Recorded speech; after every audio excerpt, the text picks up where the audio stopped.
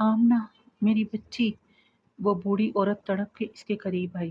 آمنہ، جس نے آنکھیں موند رکھی تھیں، درد کی شدت کو برداشت کرتے ہوئے آنکھیں کھولی، نظریں سامنے موجود اپنے پیاروں کے چہروں پر پڑی۔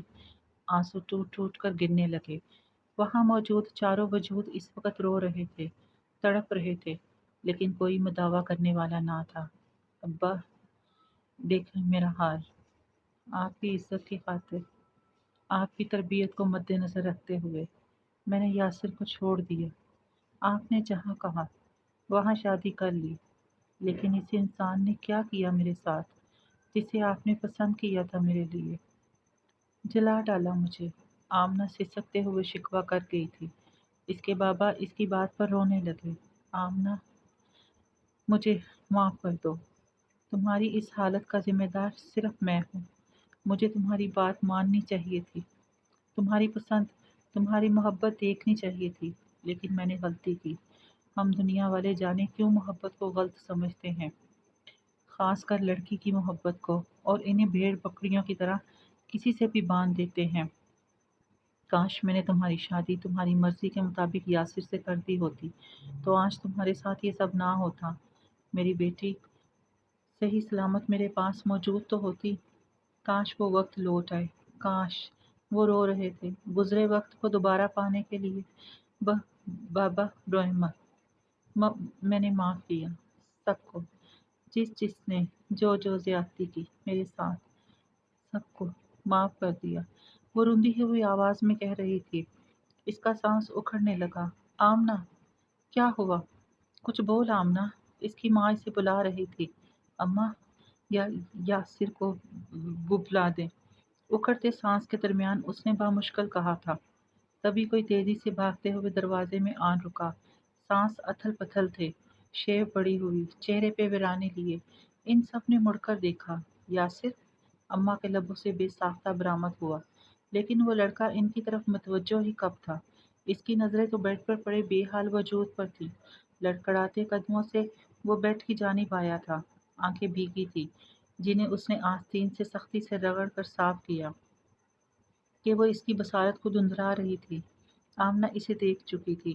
بے جان ہوتے ہاتھوں کو اٹھا کر اس کے سامنے جوڑ دیا تھا کہ یہی وہ شخص تھا جسے اس نے تکلیف پہنچائی تھی، جس کے ساتھ کیے ہوئے وعدوں کو نہیں نبھا پائی تھی، جس کی محبت کو وہ ہار گئی تھی اپنے والدین کی محبت کے سامنے۔ اور وہ لڑکا تو آج بھی اس کے کیے کے وعدوں کے سہارے جی رہا تھا، جس نے سچی محبت کی تھی اس سے۔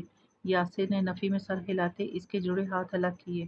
تمہیں معافی مانگنے کی کوئی ضرورت نہیں ہے آمنہ، بس ہماری قسمت میں ایک ہونا لکھا ہی نہیں تھا۔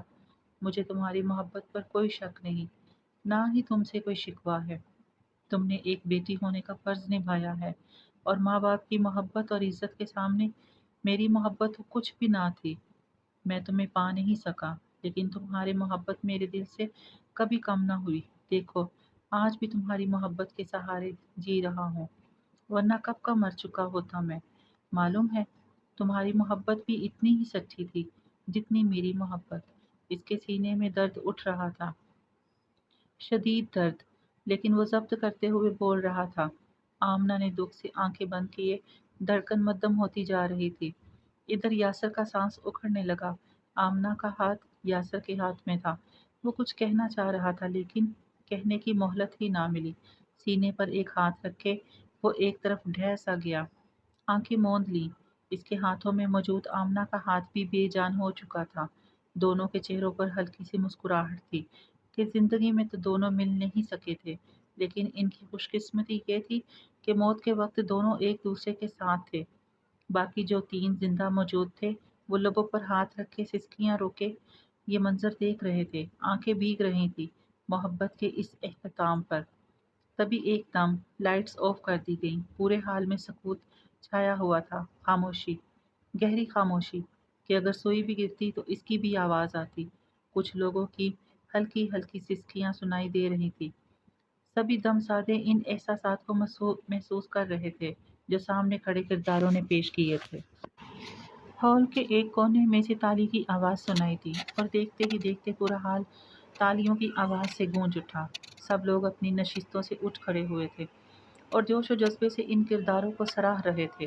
شادی مرگ کی سی کیفیت تھی سب کی کہ آنکھوں میں نمی لیے ہونٹوں پر مسکراہٹ سجائے سب تالیاں بجا رہے تھے۔ پھر اسٹیج پر دوبارہ لائٹ آن ہوئی اور وہاں ایک شخص نمودار ہوا، پروفیسر رشید، جو اس تقریب کے میزبان تھے۔ انہوں نے سب کو ہاتھ کے اشارے سے بیٹھ جانے کو کہا۔ اگلے ہی پل تمام لوگ اپنی اپنی کرسیاں سنبھال چکے تھے۔ Welcome back to all, professor Rasheed نے خوش دلی سے کہا۔ ابھی آپ کے سامنے ایک دکھی سا ڈرامہ پیش کیا گیا جس کا مقصد صرف یہ بتانا تھا کہ بیٹیاں بھی انسان ہوتی ہیں، انہیں بوجھ مت سمجھیے، ان کی خواہش، ان کی مرضی کا احترام کیجیے، کیونکہ بعض اوقات بیٹیاں آپ کی مرضی، آپ کی خواہش کو مقدم رکھتے ہوئے اندر ہی اندر گھٹ گھٹ کر مر جاتی ہیں، اور جب تک آپ کو خبر ہوتی ہے وقت گزر چکا ہوتا ہے۔ آپ کی پرجوش کلیپنگ سے اندازہ ہو تو چکا ہے کہ آپ کو یہ ڈرامہ بہت زیادہ پسند آیا ہے، تو آئیے آپ کو ملاتے ہیں ان کرداروں سے جنہوں نے یہ سب پیش کیا۔ تشریف لائیے۔ Pearls group. ایک بار پھر حال تالیوں سے گونج اٹھا تھا۔ چند لمحوں بعد اسٹیج پر 6 لوگوں کا ایک گروپ آ کھڑا ہوا۔ جی تو یہ ہے پرلز گروپ۔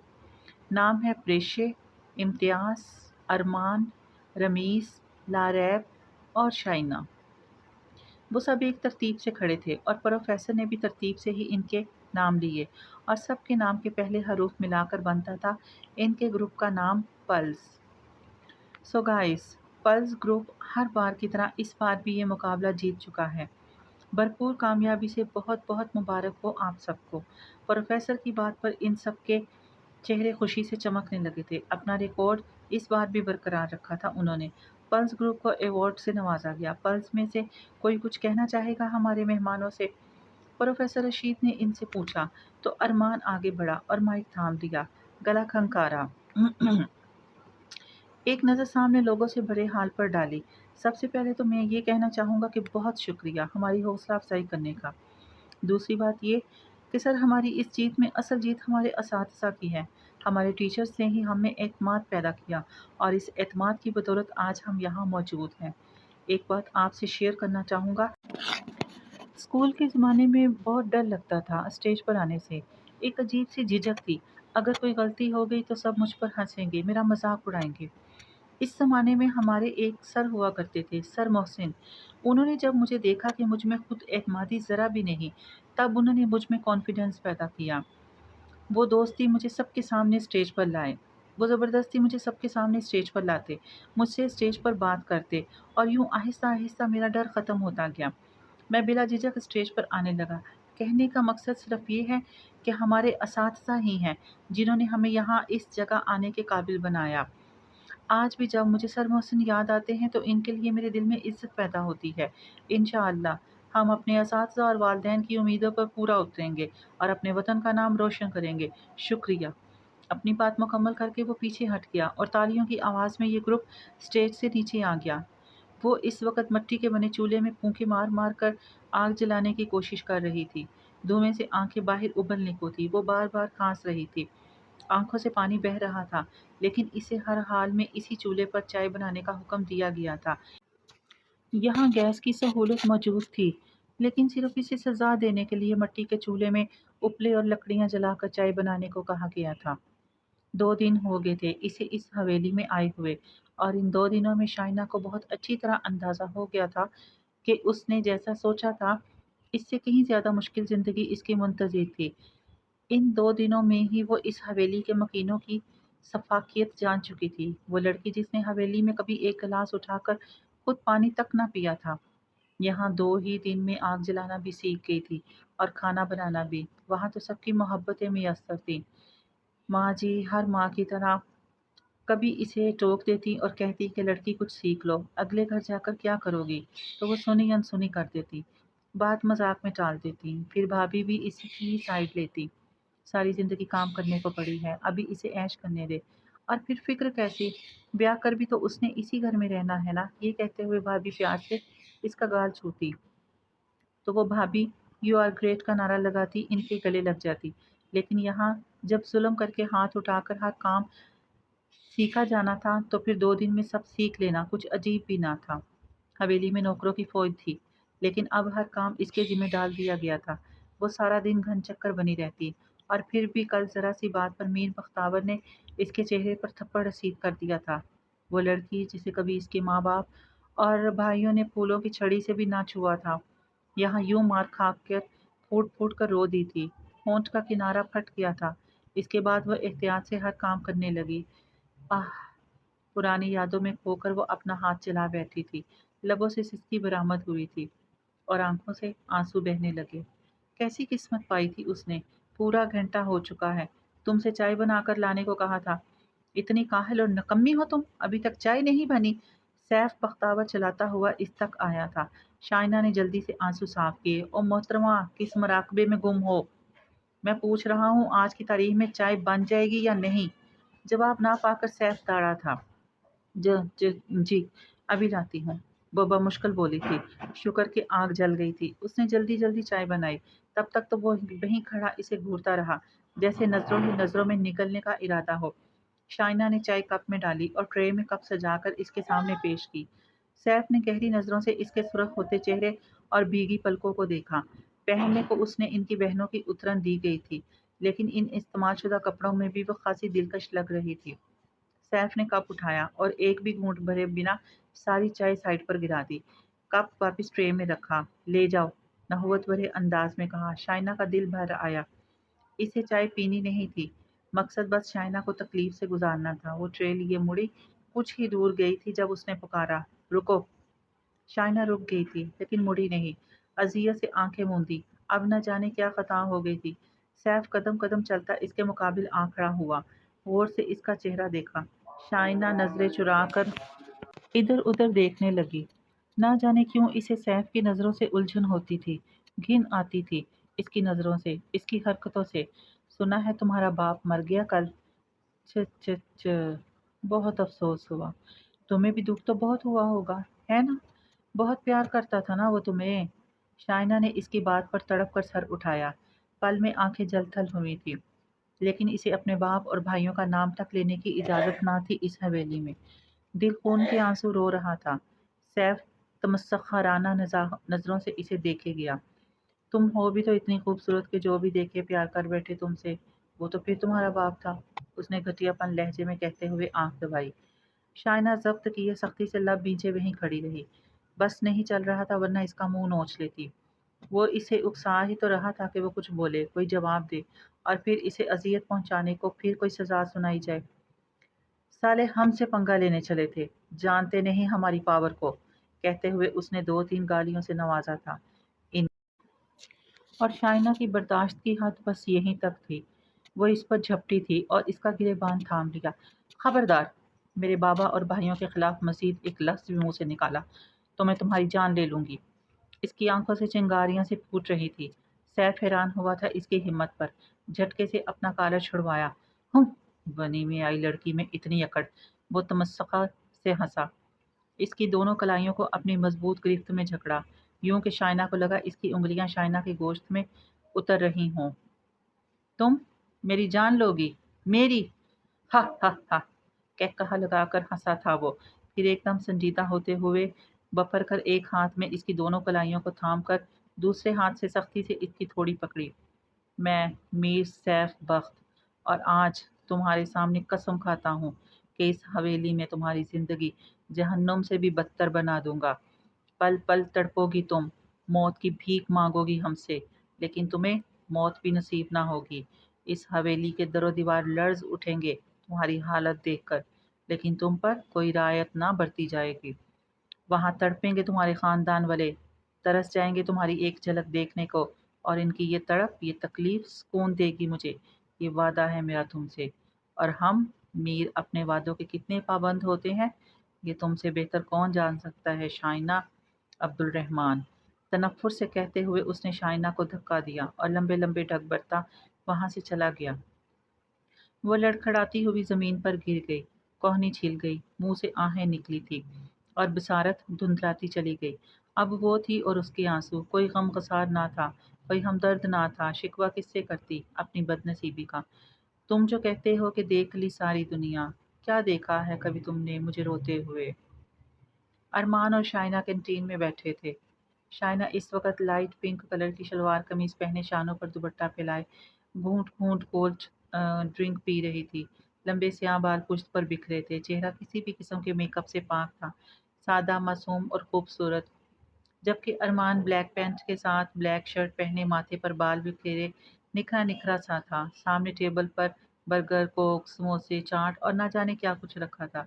3 दिन पहले इन्हें जो अवार्ड मिला था, आज इसी की खुशी में अरमान सबको ट्रीट दे रहा था। वो दोनों इसी वक्त वहां बैठे अपने बाकी ग्रुप मेंबर्स का इंतजार कर रहे थे। सो मिस शाइना अब्दुल रहमान, कैसा लगा आपको मेरा लिखा गया ड्रामा जिस पर हमने परफॉर्म किया था?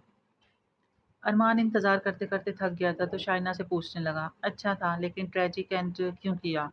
ये एंड भी तो हो सकता था कि सब हंसी खुशी रहने लगते, एक तमाम में सब परेशानियां, सब मुश्किलात खत्म हो जाती। मुझे दुख हुआ था, आमना और यासर को मार ही दिया तुमने, शाइना अफसोस भरे लहजे में कह रही थी।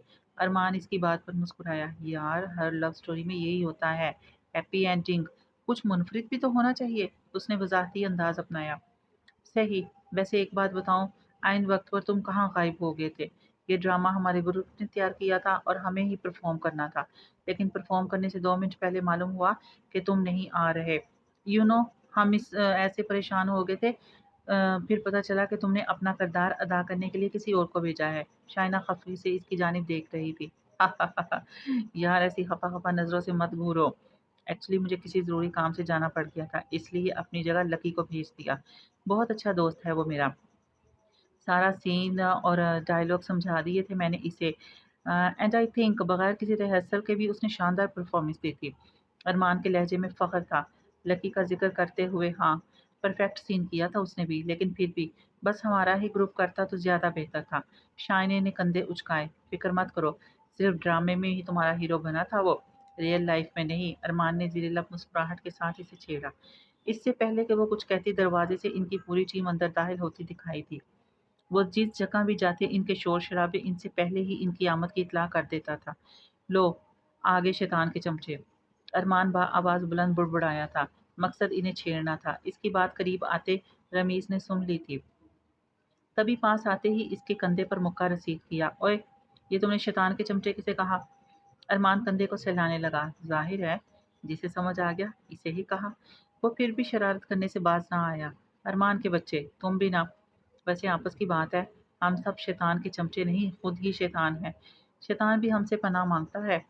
क्यों इम्तियाज? उसने इम्तियाज से तायद चाही। ना भाई, तुम अकेले ही शैतान, हमें इस कैटेगरी में मत डालो, इम्तियाज ने दोनों हाथ उठाकर बुलंद आवाज से कहा। रमीज अरमान को छोड़कर सब इम्तियाज को घूर रहा था। ओए खोते, यूं लड़कियों की तरह मुझे मत घूरो, ऐसे घूरने का हक सिर्फ लारेब का है, तुम्हारी भाभी माइंड कर जाएगी। यार, है ना लारेब? इम्तियाज ने लारैब को भी गुफ्तगू में घसीटा, जो परीशी और शाइने के साथ बैठी मेज़ पर पड़ी खाने की चीज़ों से इंसाफ कर रही थी और इनकी गुफ्तगू को एंजॉय कर रही थी। नहीं नहीं, मेरी तरफ से जो मर्जी, इसे जैसे मर्जी घूरे, खुली छूट है, मैं किसी को कुछ नहीं कहूँगी, लारैब ने बर्गर की बाइट लेते हुए कहा। इम्तियाज बेइज्जती महसूस हुई। अच्छा ये बात है तो ठीक है, अपनी बात पर कायम रहना। अब अगर किसी लड़की ने भी मुझे घूर घूर कर देखा, तब भी तुम कसम नहीं होगी, वार्निंग के अंदाज में कहा गया। नहीं कहूँगी, बिल्कुल नहीं कहूँगी, लेकिन अगर तुम किसी लड़की को घूरोगे तो मैं तुम्हारा सर भी फोड़ दूंगी, वो खाते हुए मजे से कह गई। इसकी बात पर सबका कहकहा गूंजा। मोटी भैंस, कितना खाती है, तौबा! इम्तियाज मुंह ही मुंह में बड़बड़ाया। लारैब ने इसे खा जाने वाली नजरों से देखा, लेकिन जवाब देने से गुरेज किया, क्योंकि इसे समझ नहीं आई थी कि इम्तियाज ने इसकी शान में क्या गुस्ताखी की है। वो सभी एक दूसरे के साथ शरारतों में मगन थे, जब अरमान की नज़र कुछ दूर एक टेबल पर अकेले बैठे नौजवान पर पड़ी। वो जो कोई भी था, बिलाशुबा हैंडसम तरीन बंदा था। इसे देखते ही गुमान होता जैसे वो कोई अंग्रेज है।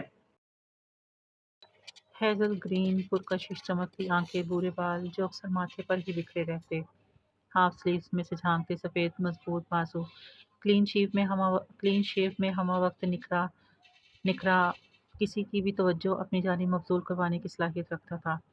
यूनिवर्सिटी की सैकड़ों लड़कियां इस पर मरती थीं। वो लड़कियां जो किसी को लिफ्ट ना करवाती, वो इसकी नज़र इल्तफ़ात की मुंतज़िर रहती। इसलिए लड़कों ने इसका निकनेम ही लकी रख दिया था। इसकी पुश्त थी इनके ग्रुप की तरफ, लेकिन वो चेहरा मोड़े इसी तरफ देख रहा था। इसकी नज़रें शाइना के चेहरे पर जमी थी, बेख्तियार सी नज़रें। अरमान के लबों पर मुस्कुराहट फैली। وہ ان سب سے ایکسکیوز کرتا ہوا اٹھا اور اس ٹیبل کی جانب بڑھ گیا۔ ارمان اس کے سامنے کرسی پر بیٹھ کر اسے دیکھنے لگا، جو اس کی جانب متوجہ ہی نہ تھا۔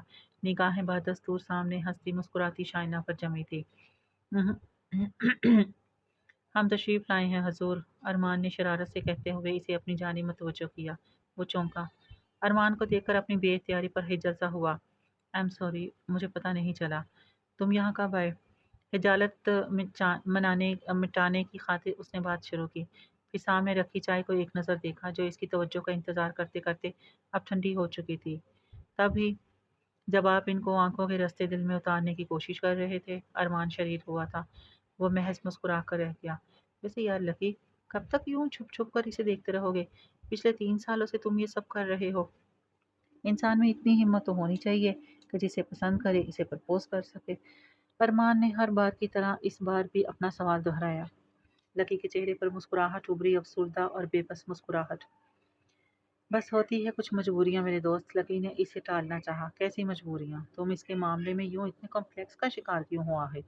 وہ لڑکی بہت خوش قسمت ہوگی جسے تم اپنے لیے چنو، اور یہ خوش قسمتی شائنہ کے نصیب میں لکھی ہے، تو تم اس سے شیئر کیوں نہیں کرتی اپنی فیلنگز؟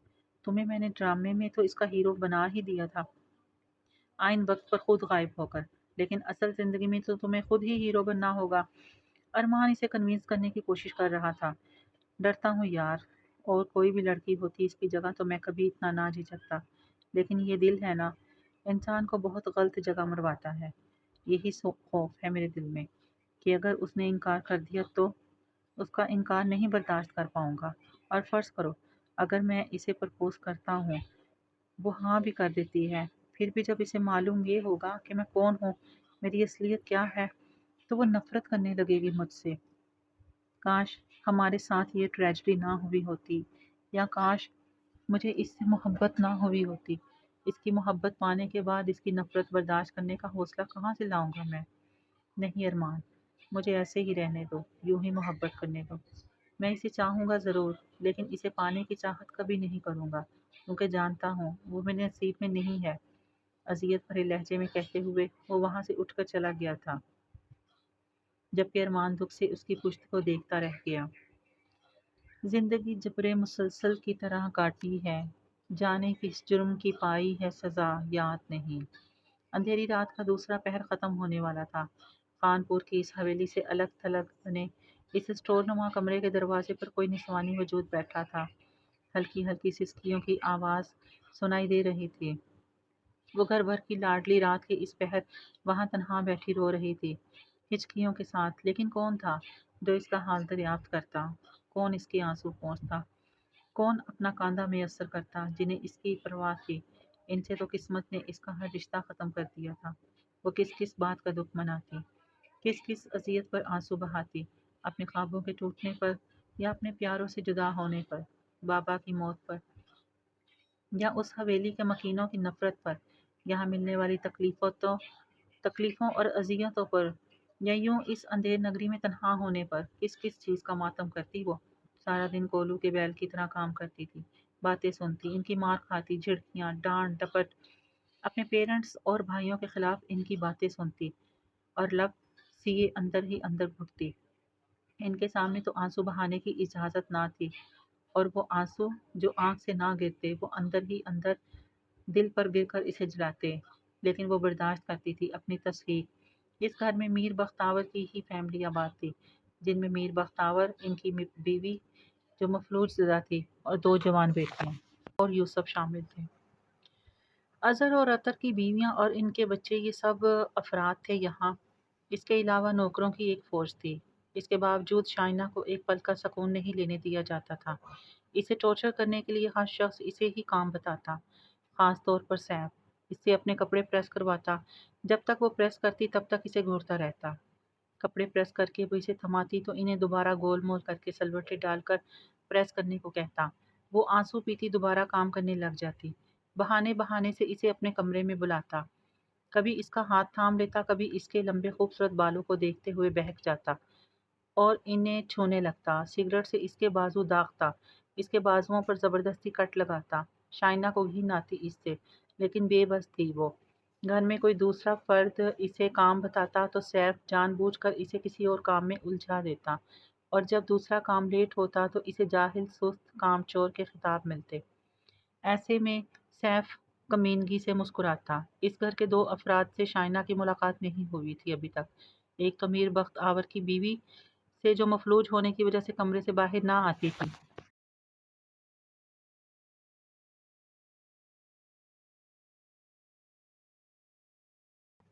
اور دوسرا یوسف جس سے اس کا نکاح ہوا تھا۔ نکاح ہونے کے بعد وہ لوگ گھر آئے تھے اور اسی دن وہ نہ جانے کہاں چلا گیا تھا کہ پھر لوٹ کر نہ آیا۔ شائنہ کو بھی اس سے کوئی دلچسپی نہ تھی، تھا تو وہ بھی اسی گھر کا ہی خون، ان سے مختلف کیسے ہو سکتا تھا؟ وہ بھی ان کی طرح ظالم اور بے حس ہی ہوگا۔ ایک رات ہی ہوتی تھی اس کے پاس کہ جس میں تھوڑا سا سکون ہوتا، جس میں وہ خود کو کچھ وقت دے پاتی، اپنے دکھوں پر رو پاتی۔ ہر روز جسم پر ایک نیا زخم ہوتا تھا اور اگلے دن زخموں کی پرواہ کیے بغیر اسے کام کرنا ہوتا۔ رات بہت خاموشی سے اس کی سسکیاں سنتے ہوئے گزر جاتی۔ اسے رات گزارنے کو کمرہ بھی دیا تو چھوٹا سا، جو پہلے اسٹور تھا اور اس کے آنے پر خالی کیا گیا، جہاں روشنی کے نام پر زیرو پاور کا بلب موجود تھا جو اندھیرا ختم کرنے میں ناکام رہتا، اور وہ معصوم لڑکی جو کبھی اندھیرے سے خوف کھاتی تھی، جس کی جان جاتی تھی اندھیرے سے، جو کمرے کی لائٹ آن کر کے ہی سوتی تھی، یہاں اندھیرے میں ساری رات روتے ہوئے گزار دیتی۔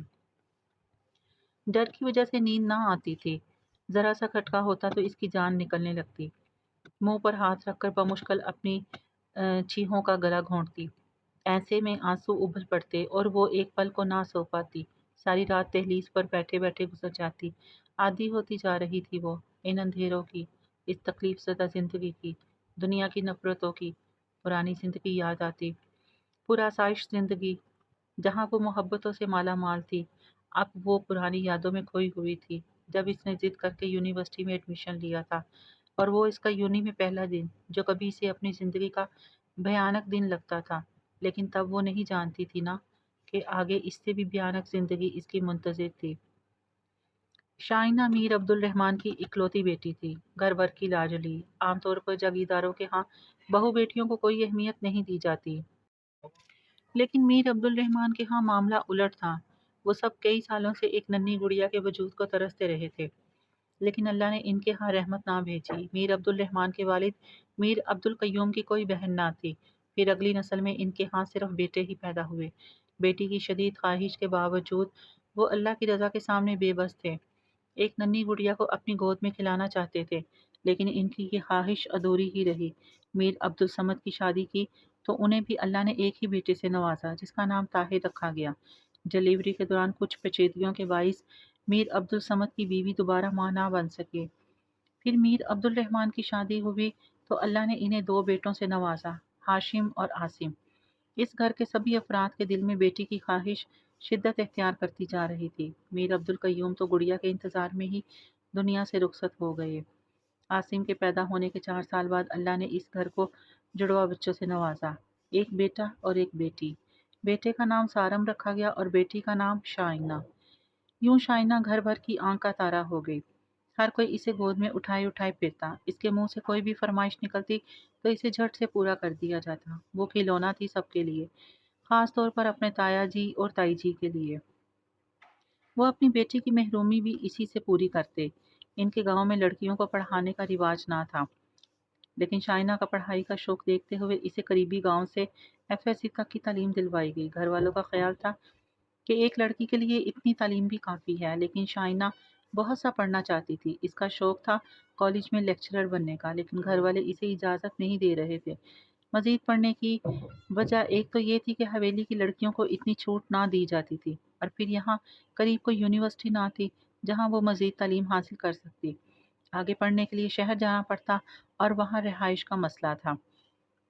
اس کی ہر خواہش پوری کرنے والے اس کے پیرنٹس اس کی یہ ضد پوری کرنے کو قطعاً تیار نہ تھے۔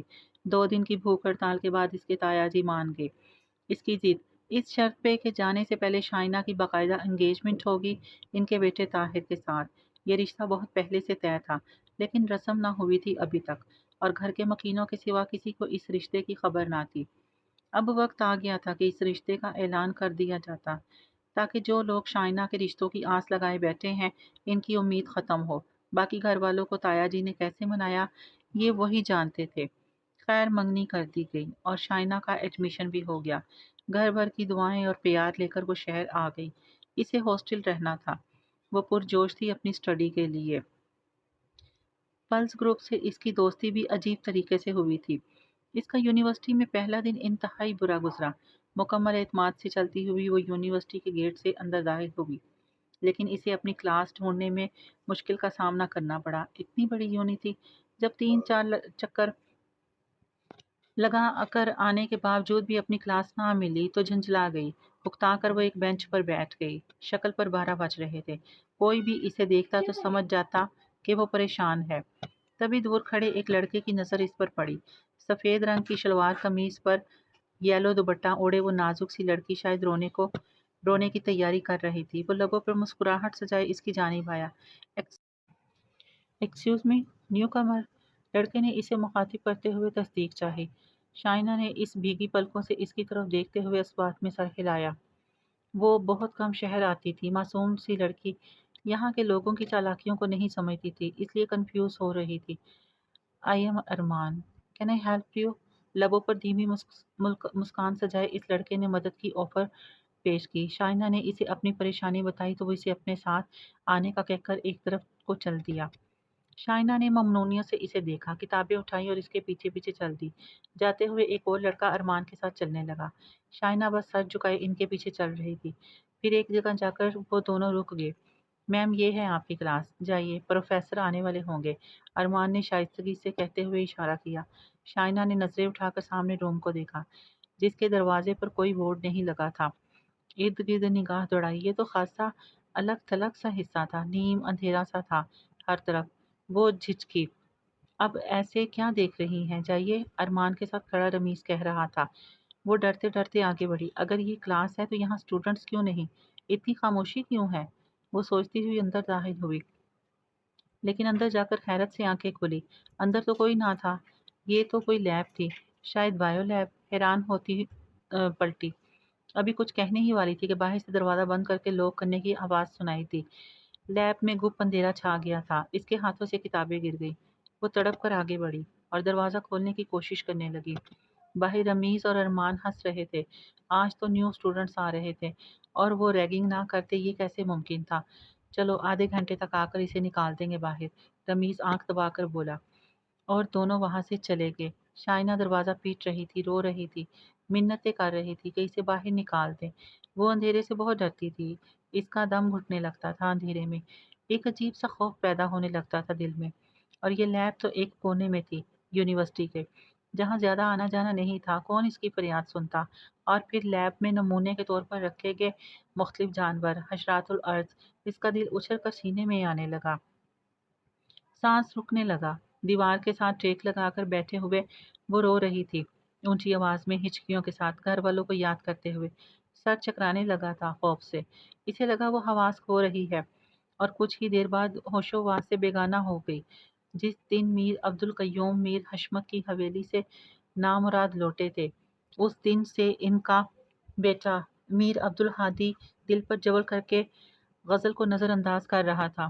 وہ اپنے بابا کی مزید بے عزتی نہیں کروانا چاہتا تھا، جانتا تھا میر حشمت کسی بھی صورت اسے داماد کے طور پر قبول نہیں کریں گے۔ غزل نے اپنے پاس خفیہ طور پر موبائل رکھا ہوا تھا، جس سے وہ ہادی سے بات کرتی تھی، لیکن اس دن کے بعد سے ہادی نہ اس کی کال سن رہا تھا، نہ میسیجز کا جواب دے رہا تھا۔ گھر والے اس کا رشتہ دیکھ رہے تھے، رشتہ پسند بھی آ چکا تھا، 1-2 دن میں بات فائنل ہو جاتی، لیکن وہ ہادی کے سوا کسی اور کو سوچنا بھی گناہ سمجھتی تھی۔ جب ہر طرف سے ناکام ہو گئی اس سے رابطہ کرنے میں، تو اپنی ایک سہیلی کے ذریعے اسے پیغام بھیجا تھا، جس کے جواب میں ہادی نے صاف صاف کہہ دیا تھا کہ اس کی محبت اپنی جگہ، لیکن وہ اپنے ماں باپ کی انسلٹ نہیں کروا سکتا، اس لیے بہتر ہے کہ جہاں اس کے ماں باپ کہہ رہے ہیں وہاں شادی کر لے۔ وہ غزل کے قابل نہیں، غزل بپھر اٹھی تھی اس کی بات پر۔ وہ جس نے ساتھ جینے مرنے کی قسمیں کھائی تھیں، آج وہ اسے کسی اور کے سنگ رخصت ہو جانے کا کہہ رہا تھا۔ اسے رات کا انتظار تھا بس، اور بالآخر اس کا انتظار ختم ہوا تھا۔ وہ جانتی تھی کہ آج ہادی اپنے کھیتوں میں ضرور جائے گا، آج اسے کھیتوں کو پانی لگانا تھا۔ رات کے تیسرے پہر جب اسے یقین ہو گیا کہ سب سو چکے ہوں گے، تب وہ اپنے گھر سے نکلی تھی۔ چاندنی رات تھی، गलियां सुनसान, लेकिन वो बगैर डरे इनके खेतों की तरफ चल दी। दुपट्टे के नीचे हाथ में कुछ थाम रखा था और कुछ ही देर बाद वो इनके खेतों तक पहुंच चुकी थी। मीर हशमत और मीर अब्दुल कय्यूम के खेत एक दूसरे के साथ साथ ही थे और वो जानती थी कि आज इसके भाई नहीं आएंगे खेतों में। आज मीर अब्दुल कय्यूम की बारी थी। वो आहिस्तगी से चलती हुई हादी के सामने जा खड़ी हुई। हादी, उसे पुकारा था। लहजा बेतासुर था। हादी जो बंद बांधने में मसरूफ था, आवाज पर चौंका। तुम यहाँ? हैरत भरी आवाज उभरी और फिर ये हैरत बेयकीनी से गुस्से में बदल गई। तुम यहाँ क्या करने आई हो इतनी रात के? जानती हो अगर किसी ने देख लिया तो क्या होगा हम दोनों के साथ? गजल, तुम इतनी बेवकूफ कैसे हो सकती हो? गुस्से की शिद्दत के बायस इससे बोला न जा रहा था। हूँ, और मुझे समझ नहीं आती कि तुम इतने बुज़दिल कैसे हो सकते हो। पहले तो बड़ी-बड़ी बातें करते थे, इतने डरपोक निकलोगे, अंदाज़ा ना था। वो तल्ख़ लहजे में इस पर चोट कर गई थी। हादी लब भींच कर रह गया। खैर, मैं तुमसे बहस करने नहीं आई। मुझे आज ख़त्मी फ़ैसला करना है। शादी करूँगी तो सिर्फ़ तुमसे, वरना मर जाऊँगी, लेकिन किसी और से शादी नहीं करूँगी। वो निडर लहजे में बात कर रही थी। देखो गज़ल, ये मुमकिन नहीं है। तुम्हारे बाबा कभी इस रिश्ते के लिए नहीं मानेंगे। हादी ने इसे समझाना चाहा। बाबा मान जाते तो ठीक था। ना मानकर उन्होंने गलती की है। इन्हें दौलत चाहिए, लेकिन मुझे सिर्फ तुम। अपनी गलती का भुगतान वो खुद भुगतेंगे। तुम मेरा साथ दोगे या नहीं? मैं तुम्हारे साथ कहीं भी चलने को तैयार हूँ। अभी, इसी वक्त, कहीं दूर, जहाँ कोई और ना हो, जहाँ ये रस्म रिवाज ना हो, जहाँ पैसे की हवस ना हो। वो आज सारी प्लानिंग करके आई थी। हादी का दिल चाहा अपना सर दीवार में दे मारे। देखो गजल, मैंने मोहब्बत की है तुमसे। इज्जत से तुम्हें अपने घर लाना चाहता था, इसलिए बाबा को भेजा था मीर हशमत के साथ। लेकिन उन्होंने मेरे बाबा की इंसल्ट की है। और रही बात भागने की, तो सॉरी, मैं ऐसा कोई कदम उठाना नहीं चाहूँगा। हादी ने दो टोक अंदाज में इस पर वाज़ेह कर दिया था। तो ठीक है, फिर मेरे पास एक ही रास्ता बचता है। गज़ल ने दुपट्टे के नीचे से छुपा हाथ बाहर निकाला और इसमें मौजूद पिस्टल को अपनी कनपट्टी पर रख लिया। हादी इसकी इस हरकत पर दंग रह गया था। फ़ौरन इसकी जानिब बढ़ना चाहा, जब उसने हाथ उठा दिया। बस, वहीं रुक जाओ। मेरे करीब मत आना। अगर तुम मेरा साथ नहीं दोगे, तो मैं खुद को ख़त्म कर लूँगी, अभी, इसी वक्त। वो सख्त लहजे में कह रही थी। गज़ल, नीचे गिराओ इसे। देखो, ये कोई खिलौना नहीं है, गन चल जाएगी। वो एकदम परेशान हो गया था, बेतहाशा परेशान। हाँ, ये खिलौना नहीं है, लेकिन इसके ज़रिए मैं आज अपनी जान पर खेल जाऊंगी। दस्त ने ट्रैगर पर उंगली रख ली थी। गज़ल, प्लीज़। वो बेबस हुआ, समझ नहीं आ रहा था कैसे समझाए इस पागल लड़की को। बोलो, अब्दुल हादी, तुम मुझे अपनाओगे या नहीं? तुम नहीं अपनाओगे तो मौत खड़ी है मुझे गले लगाने को। बोलो। तुर्श लहजा था, अटल अंदाज। किसी भी पल वो फायर कर सकती थी। अब्दुल हादी ने एक पल को कुछ सोचा, फिर सीज फायर के अंदाज में हाथ उठा दिए। ओके, मैं तुम्हें अपनाऊंगा, लेकिन यूं भगा कर तुम्हें, तुम्हारे और अपने पेरेंट्स की इज्जत खराब करके नहीं। फिलहाल एक ही रास्ता है मेरे पास। हम दोनों निकाह कर लेते हैं, वक्त आने पर सबको बता देंगे इस निकाह का। तुम्हारे पेरेंट्स किसी और जगह तुम्हारी शादी नहीं कर सकेंगे। इसकी बात पर गज़ल की गिरफ्त ढीली हो गई गन पर। सच कह रहे हो? निकाह करोगे मुझसे? वो बेयकीन थी। हाँ, सच कह रहा हूँ, करूँगा। हादी ने वादा कर लिया था इससे। और यकीन करने के और यकीन करने के बाद उसने गन कनपटी से हटा दी थी और चमकती निगाहों से हादी को देखने लगी। बिलाखिर वो सुरखरू हुई थी।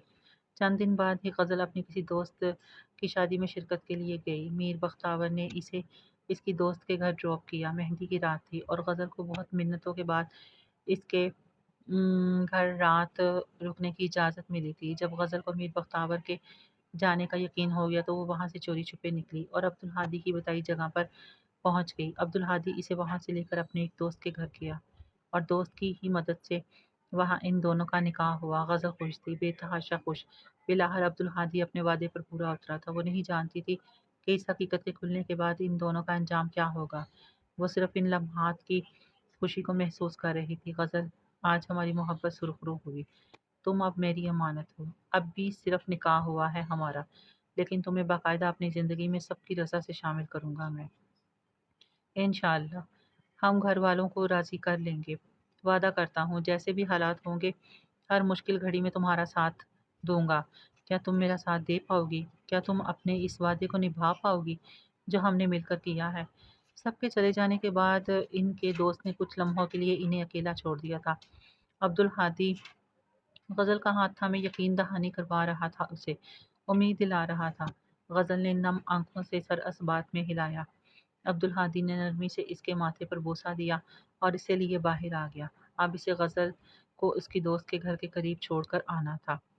شائنہ فرش پر گیلا کپڑا رگڑ رگڑ کر فرش صاف کر رہی تھی۔ وہ فارغ ہونے ہی والی تھی جب سیف باہر سے آیا۔ اسے صفائی کرتے دیکھ کر اندر آتے آتے ایک پل کو رکا۔ چہرے پر شیطانی مسکراہٹ پھیلی تھی۔ وہاں سے وہ واپس مڑا اور لان میں چلا گیا۔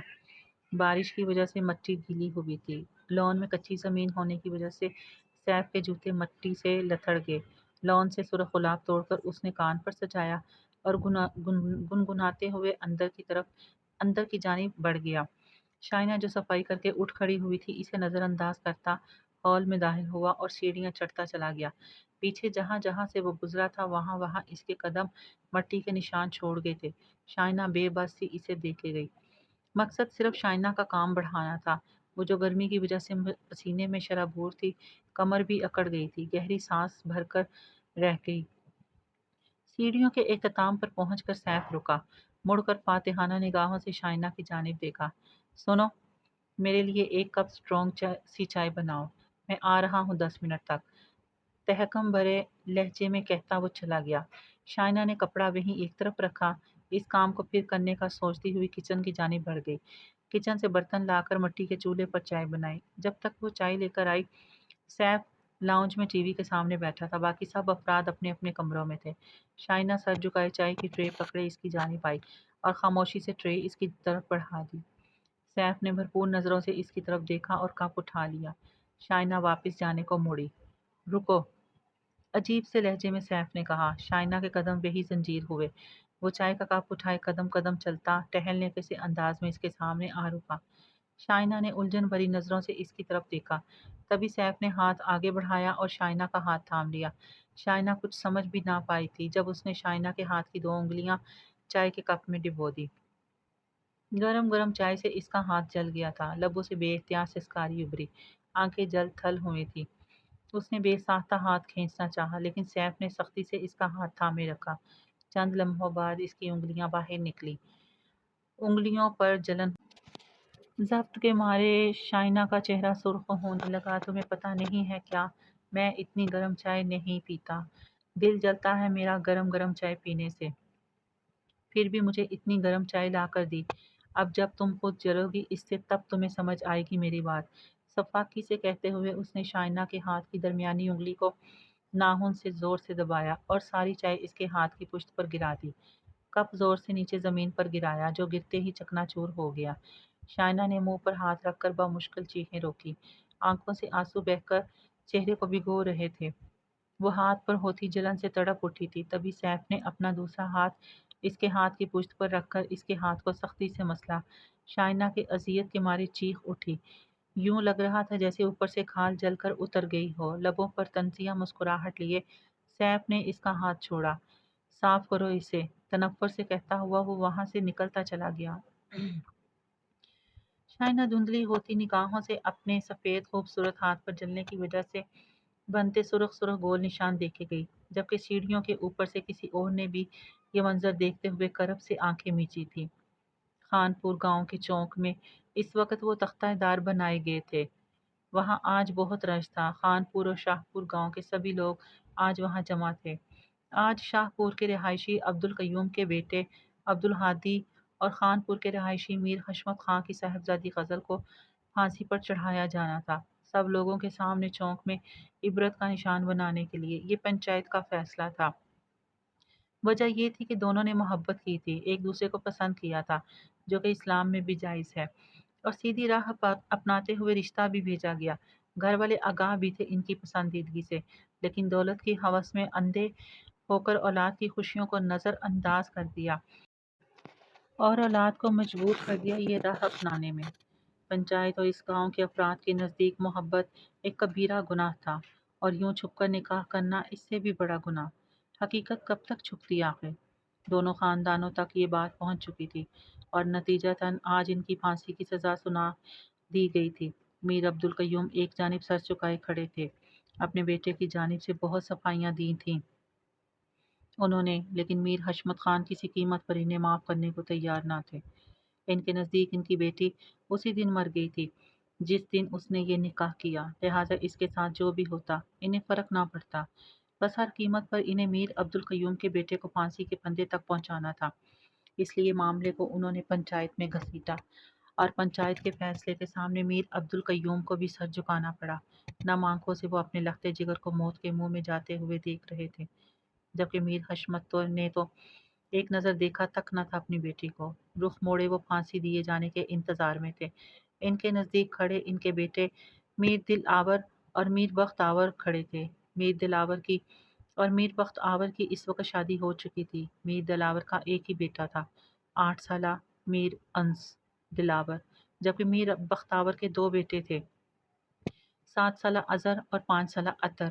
میر بخت آور اور میر دلاور دونوں بھائی خونخوار نظروں سے اپنے مخالف کھڑے میر عبدالقیوم اور ان کے دونوں بیٹوں میر صمد اور میر عبدالرحمن کو گھور رہے تھے، جن کے بھائی نے ان کی عزت کو گھر سے بھگا کر نکاح کیا۔ اس وقت میر عبدالصمد اور میر عبدالرحمن کی شادی ہو چکی تھی اور میر عبدالرحمن کا ایک 6 سالہ بیٹا ہاشم تھا، جبکہ میر عبدالصمد ابھی تک اولاد کی نعمت سے محروم تھے۔ چند لمحوں بعد عبدالہادی اور غزل کو تختہ دار تک لے جایا گیا۔ غزل نے بھرائی نظروں سے اپنے باپ میر حشمت خان کے پتھریلے چہرے کو دیکھا اور میر عبدالہادی نے میر عبدالقیوم کے جھکے سر کو۔ انہیں امید نہ تھی کہ اتنا سخت رویہ اپنایا جائے گا ان سے، اپنے اپنے پیرنٹس کے لاڈلے تھے دونوں، لیکن جہاں بات پنچایت کی ہو وہاں کوئی کتنا ہی لاڈلا ہے یہ نہیں دیکھا جاتا۔ انہیں 2 آپشنز دیے گئے تھے، یا تو طلاق دے کر ایک دوسرے سے الگ ہوں یا پھانسی پر لٹکا دیے جائیں، اور انہوں نے اپنے لیے دوسرا آپشن پسند کیا۔ ایک ساتھ اگر دنیا رہنے نہیں دے سکتی تو کیا ہوا، ایک ساتھ موت تو نصیب ہوگی نا انہیں، محبت کی ایک مثال تو قائم ہوگی۔ ان کے چہروں کو کالے کپڑوں سے ڈھک دیا گیا، ہاتھوں کو پہلے ہی پیچھے کی طرف باندھا گیا تھا، پھانسی کے پھندے دونوں کے گلے میں ڈال دیے گئے تھے اور رسی کھینچ دی گئی۔ چند منٹوں کی بات تھی، ان دونوں نے تڑپ تڑپ کر جان دے دی۔ بہت سے لوگوں کی آنکھیں اشکبار تھیں، لیکن زیادہ تر لوگ بے تاثر چہرہ لیے کھڑے تھے۔ ان کے دل شاید پتھر کے بنے تھے، جن میں ڈر خوف خدا نہ تھا۔ انہیں عادت تھی ایسے مناظر دیکھنے کی، کیونکہ یہاں محبت کی سزا سر عام پھانسی ہی تھی۔ بہرحال یہاں سے ان دونوں خاندانوں کی دشمنی کا آغاز ہوا، جو نہ جانے اب آگے کتنی پشتوں تک چلنی تھی۔ ان کے درمیان بول چال بالکل بند ہو چکی تھی۔ جیسے جیسے بچے جوان ہوتے گئے ان کے دل و دماغ میں بھی ایک دوسرے کے خلاف نفرتیں بھر دی گئیں۔ اکثر چھوٹی چھوٹی باتوں پر ایک دوسرے سے الجھتے رہتے، لیکن بات کبھی ہاتھا پائی تک نہ پہنچی۔ کئی سال گزرنے کے باوجود ان دونوں گاؤں میں کبھی بھی یہ رسم و رواج نہ بدل سکے۔ وہاں پرانی روایات کو لوگ دل و جان سے قبول کرتے، اور انہی روایات نے نہ جانے کتنے گھروں کو برباد کر کے رکھ دیا۔ اس رات وہ پھر دیر تک اس اسٹور نما کمرے کی دہلیز پر بیٹھی روتی رہی، اپنی قسمت کو، اپنی بد نصیبی کو۔ رات کا دوسرا پہر اپنے اختتام کو تھا جب اس کی آنکھوں میں نیند اترنے لگی۔ سارے دن کا تھکا ہارا وجود آرام طلب کر رہا تھا، اب اسے نکاہت سی محسوس ہو رہی تھی۔ وہ دہلیز سے اٹھ کر اندر کمرے میں رکھی اکلوتی بان کی چارپائی کی طرف بڑھی۔ شدید گرمی تھی اور وہاں کوئی پنکھا تک نہ تھا، نہ ہی کمرے میں کوئی روزن، اسی لیے وہ کمرے کا دروازہ کھلا رہنے دیتی تھی تاکہ حبس نہ ہو۔ دم گھٹتا تھا، وحشت ہوتی تھی اسے شروع میں، لیکن اب وہ عادی ہوتی جا رہی تھی۔ یوں لگ رہا تھا جیسے اس کی ساری حسیات مرتی جا رہی ہوں۔ اب وہ اندھیرے کی بھی عادی ہو گئی تھی، سارے دن کی تھکاوٹ سے جسم ٹوٹ رہا ہوتا، اس لیے چارپائی پر لیٹتے ہی غافل ہو جاتی۔ اب بھی چند لمحوں بعد وہ گہری نیند کی آغوش میں جا چکی تھی۔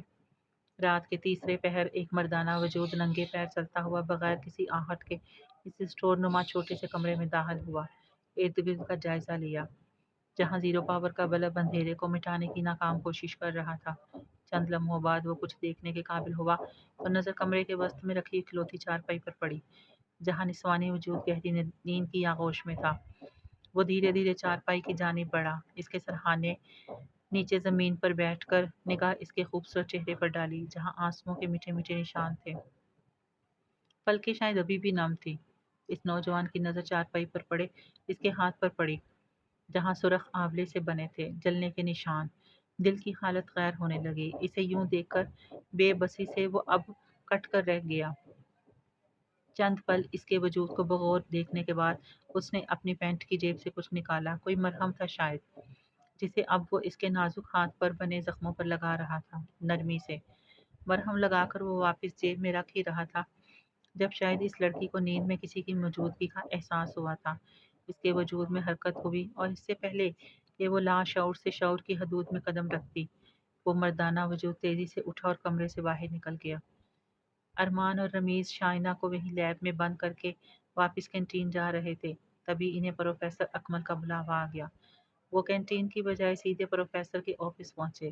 وہاں کچھ کام کرتے ہوئے وہ لوگ شائنہ کو بالکل فراموش کر چکے تھے۔ وہاں سے فارغ ہو کر وہ کینٹین چلے آئے، جہاں ان کا پورا گروپ موجود تھا۔ لکی، رمیز، امتیاز، ارمان چاروں گپ شپ لگا رہے تھے، ساتھ ہی ساتھ کھانا پینا بھی جاری تھا۔ ارمان کے ہاتھ میں کچھ کیز تھیں جنہیں اب لکی عادتاً اپنی انگلی پر گھما رہا تھا۔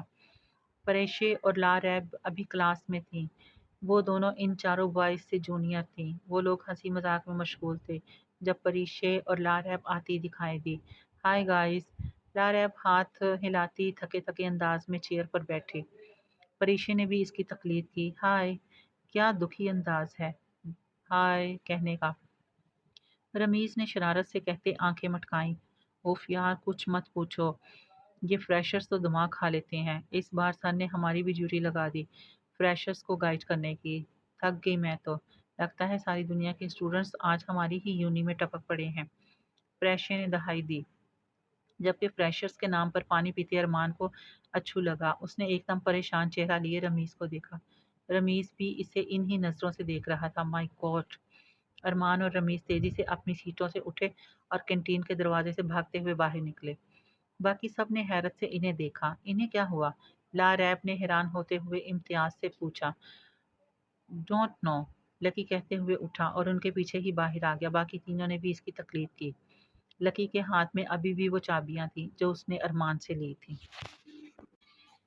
ارمان اور رمیز بھاگتے ہوئے لیب تک پہنچے۔ 2 گھنٹے سے زیادہ ہو گئے تھے اس لڑکی کو لیب میں بند کیے۔ نہ جانے وہ کیا کر رہی ہوگی، کس حال میں ہوگی۔ ارمان نے دروازے کے پاس پہنچ کر اپنی پینٹ کی جیب ٹٹولی۔ وہ کیز ڈھونڈ رہا تھا۔ او شٹ! اسے اچانک یاد آیا، کیز تو لکی کے پاس تھی۔ وہ واپس مڑا ہی تھا جب سامنے سے لکی آتا دکھائی دیا۔ اس کے پیچھے ہی باقی تینوں بھی تھے۔ کیا ہوا یار، یہاں ایسا کیا ہے جو یوں بھاگتے ہوئے یہاں آ گئے؟ لکی نے قریب آتے پریشانی سے پوچھا۔ لکی، تیرے پاس کیس تھی، ان میں لیب کی بھی ہے، ارمان نے پھولے سانس کے ساتھ کہا۔ ہاں لیکن ہوا کیا؟ کیا ہے لیب میں؟ وہ سرے پر سوال تھا۔ یار ایک لڑکی تھی فریشر، مذاق میں ریگنگ کے طور پر اسے لیب میں بند کر دیا ہم نے۔ سوچا آدھے گھنٹے تک نکال لیں گے، لیکن کام میں مصروف ہو کر بھول گئے۔ اب 2 سے 2.5 گھنٹے ہو چکے ہیں اسے بند کیے، پتہ نہیں کس حال میں ہوگی وہ۔ رمیز نے چہرے پر پریشانی سے ہاتھ پھیرتے ہوئے لکی کو بتایا۔ لکی نے غسیلی نظروں سے دونوں کو دیکھا۔ انہیں سمجھایا بھی تھا کہ کسی کے ساتھ ریگنگ نہیں کریں گے، لیکن پھر بھی خیر، ابھی بحث کا وقت نہیں تھا۔ وہ آگے بڑھا، لیب کی ہول میں چابی لگائی، کلک کی آواز سے لوک کھل گیا۔ لکی نے ہینڈل گھمایا اور دروازہ کھلتا چلا گیا۔ وہ سب لیب میں داخل ہوئے۔ لیب میں اندھیرا تھا جس کی وجہ سے کافی دیر تک تو وہ کچھ دیکھ ہی نہ پائے۔ جب آنکھیں اندھیرے میں کچھ دیکھنے کے قابل ہوئی تو لکی کی نظر سامنے دیوار کے ساتھ گری شائنہ پر پڑی، جس کے بکھرے بال اس کے چہرے پر پھیلے چہرہ چھپا گئے تھے۔ ارمان، وہ ہے لڑکی، وہ انہیں انفارم کرتا تیزی سے شائنہ کی طرف بڑھا۔ تب تک رمیز سوئچ کے پاس جا کر لائٹ آن کر چکا تھا۔ لکی نے شائنہ کے قریب گھٹنوں کے بل بیٹھ کر اسے ہلایا۔ ہیلو! کوئی جواب نہ آیا تو اس نے انہیں کندھوں سے پکڑ کر تھام کر دیوار سے ٹیک لگا کر بٹھایا۔ اس کی نبض چیک کی، دھڑکن کی رفتار بہت مدھم تھی۔ یہ بے ہوش ہو چکی ہے، پریشان آواز میں وہ بتا رہا تھا۔ سب اس وقت پریشان سے تھے۔ اتنی ڈرپوک ہے یہ، فقط 2 گھنٹے میں ہی خوش کمرے میں بند ہی تو کیا تھا۔ اتنا مذاق بھی برداشت نہیں کر پائی۔ امتیاز حیران سا کہہ رہا تھا۔ پریشے، جاؤ پانی لے کر آؤ، لکی نے پریشے سے کہا تو سر ہلاتی وہاں سے چلی گئی۔ صرف کچھ لمحوں کے لیے لکی کا دھیان ان کی طرف ہوا اور شائنہ کے کندھے سے گرفت ڈھیلی ہوئی۔ وہ گردن موڑ کے کچھ کہنے ہی لگا تھا جب بے سود شائنہ کا سر اس کے چوڑے سینے سے آ ٹکرایا۔ لکی ہکا بکا کبھی اسے دیکھتا کبھی ان چاروں کو، پھر ہاتھ بڑھا کر اس کا سر ہٹایا۔ اس کے خوبصورت ریشمی بالوں کی خوشبو اسے مسحور کر رہی تھی۔ لکی نے اسے دیوار کے سہارے بٹھا کر اس کے چہرے پر بکھرے بال ہٹائے۔ ایک پل میں رخ روشن واضح ہوا تھا اور تب ہی ہاں تب بھی لکی کو اپنے دل کی دھڑکن رکتی محسوس ہوئی۔ اس کی نظریں جم سی گئی تھی اس چاند چہرے پر۔ ایک پل میں اس کا دل اس کے ہاتھوں سے پھسل کر شائنے کے پاس گیا تھا اور وہ بے بس سا دیکھتا ہی رہ گیا۔ کبھی کبھی زندگی میں ایسا بھی کوئی وقت آتا ہے جب انسان ایک پل میں، صرف ایک پل میں اپنا آپ گنوا بیٹھتا ہے، اور لکی کی زندگی میں بھی آج وہی پل آ گیا تھا۔ وہ خود اپنی حالت پر حیران ہو اٹھا تھا۔ پانی، فریشے نے پانی کا گلاس لکی کے سامنے کیا۔ وہ اپنے خیالات کے بھنور سے باہر نکلا اور پانی کا گلاس تھاما۔ اپنی مٹھی میں پانی ڈال کر شائنا کے چہرے پر چھینٹے مارے۔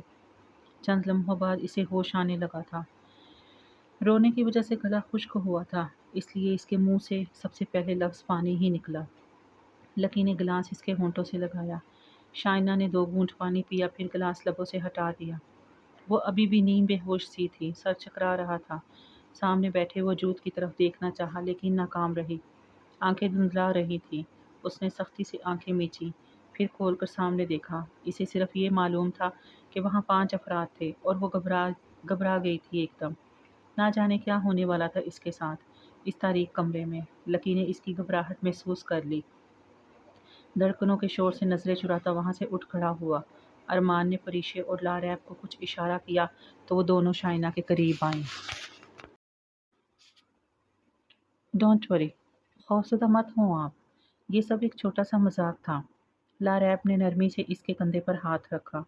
وہ لڑکیوں کو اپنے پاس پا کر اور ان کا نرم انداز دیکھ کر اسے کچھ حوصلہ ہوا۔ سو سوری فار دس، ہمیں اندازہ نہیں تھا کہ آپ یوں بے ہوش ہو جائیں گی، اور پھر کچھ دیر ہی آپ کو اندر رکھنا تھا، لیکن ہم اپنے کاموں میں مصروف ہو کر آپ کو بھول گئے، اس لیے شاید آپ ٹینشن میں ہوش و حواس کھو بیٹھی۔ ارمان شرمندگی بھرے لہجے میں کہہ رہا تھا۔ مجھے ڈر لگتا ہے اندھیرے سے، دم گھٹتا ہے میرا اندھیرے میں۔ وہ ابھی بھی خود پر اپنی حالت پر قابو نہ پا سکی تھی، تبھی اٹک اٹک کر بولی، اتنی بڑی ہو گئی ابھی بھی اندھیرے سے ڈرتی ہے؟ آج کل کے تو بچے بھی نہیں ڈرتے اندھیرے سے۔ رمیز نے امتیاز کے کان میں سرگوشی کی۔ امتیاز نے اپنی مسکراہٹ چھپائی۔ لکی نے پیچھے سے رمیز کے سر پر ہلکے سے چپت لگائی۔ خسر خسر بند کرو اپنی۔ رمیز اپنا سا منہ لے کر رہ گیا۔ اس بندے کی پرسنالٹی ہی ایسی تھی۔